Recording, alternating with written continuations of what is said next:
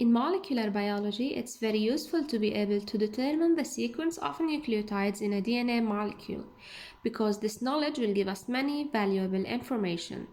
And today I will talk about an important sequencing technique in that field, which is Sanger sequencing.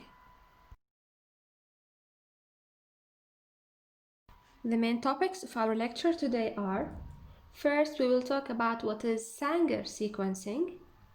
Then we'll move to the importance of DNA sequencing, the principle of the method, what is dd-NTP, and finally the steps of Sanger sequencing.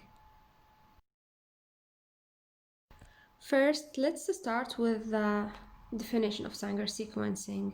What is Sanger sequencing?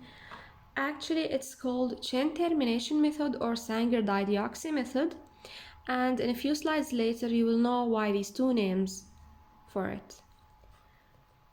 It is discovered by Frederick Sanger and his colleagues in 1977, and it is used for determining the sequence of nucleotide bases in a piece of DNA commonly less than 1000 base pair in length. And here you must know that you can sequence only let's say short pieces of DNA about 300 to 1000 base pairs.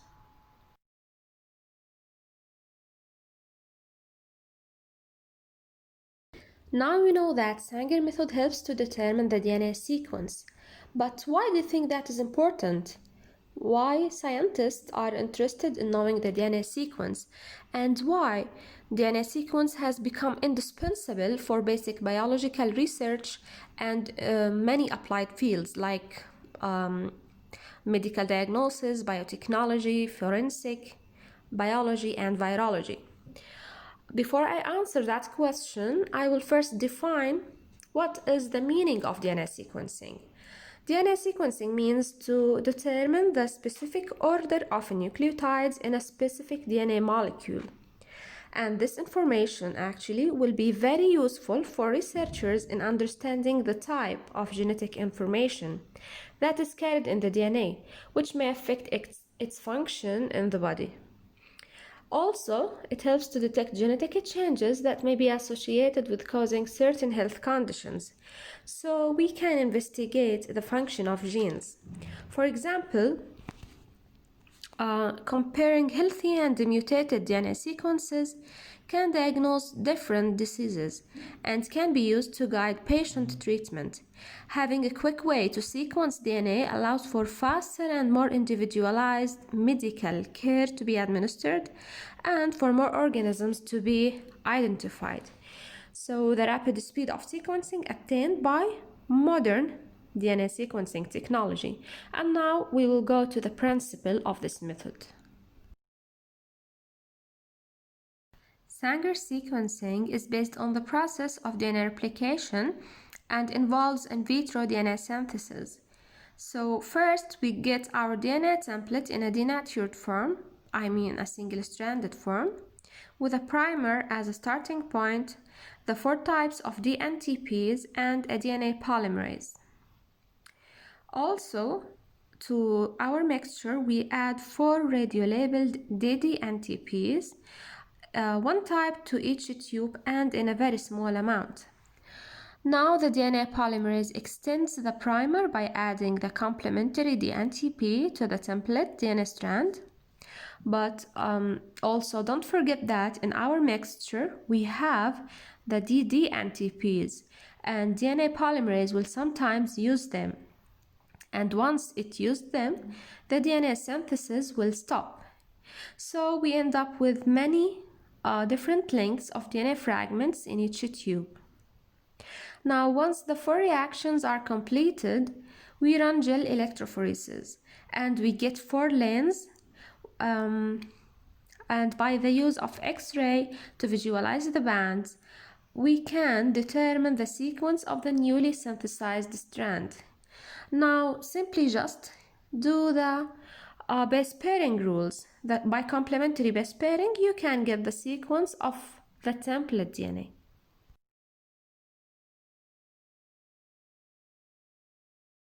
Now it's time to know what is dd-NTP. Here we have the normal dNTP, And as you know, the nucleotide is composed of a nitrogenous base, a sugar, and a phosphate attached to that sugar. Now, if the hydroxyl group at the 2' carbon is absent, as here, it is called deoxynucleotide. And this is normal for DNA. And these DNTPs are used by DNA polymerase for DNA synthesis. So, in normal DNA, we have at the 2' only H, not OH, like you see here at the 3' carbon.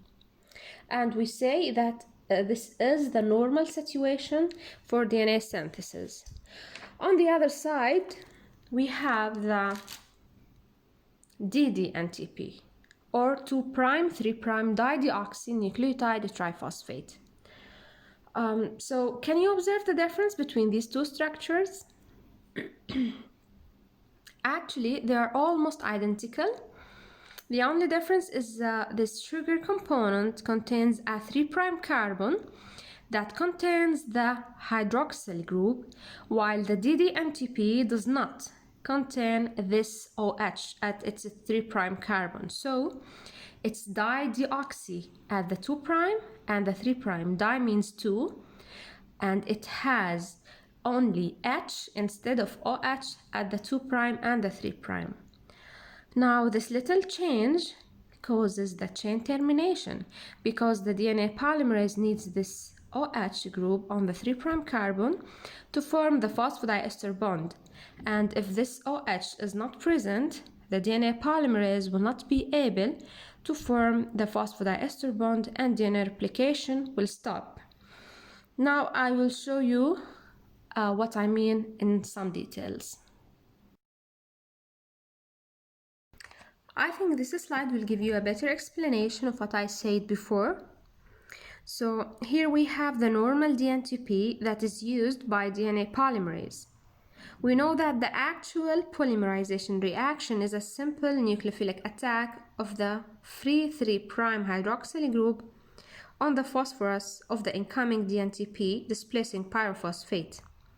So this 3' OH is used to attack the alpha phosphate group of an incoming nucleotide triphosphate.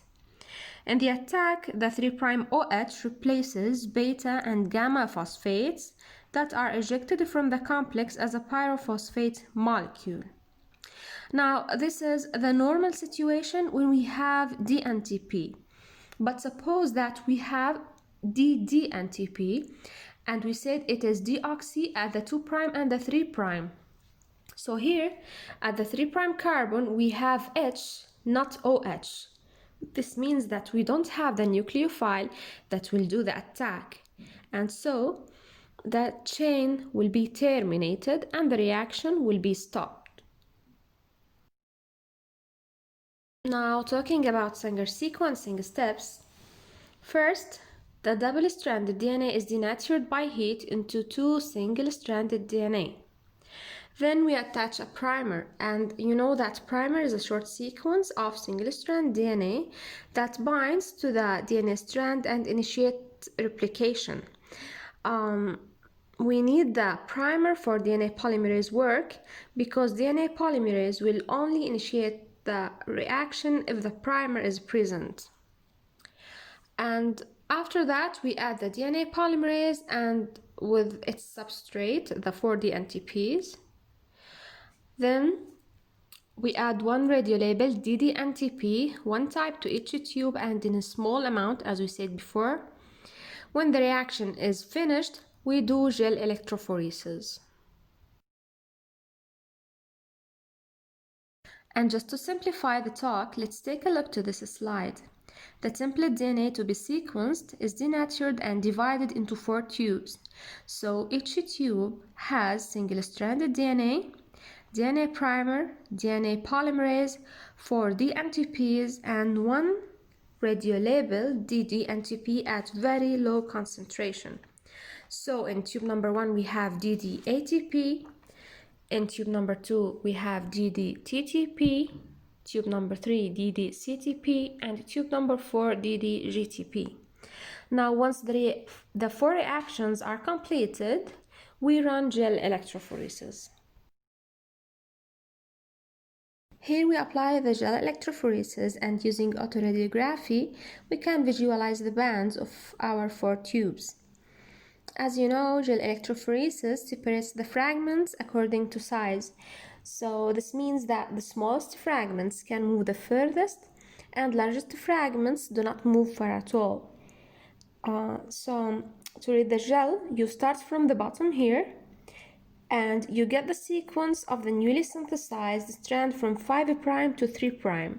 So let's read it together. Now first, if we start from bottom, we have A, then T, T, A, C, G, G, another G, and finally C. Now this is our sequence of the newly synthesized strand from 5' to 3'. But what we want is the sequence of the template strand. This is just pretty easy because base pairing rules are very easy, and you can conclude the sequence of your template strand by just complementary base pairing. That was what I wanted to share with you. I hope you enjoyed the information and get the concept. Thank you.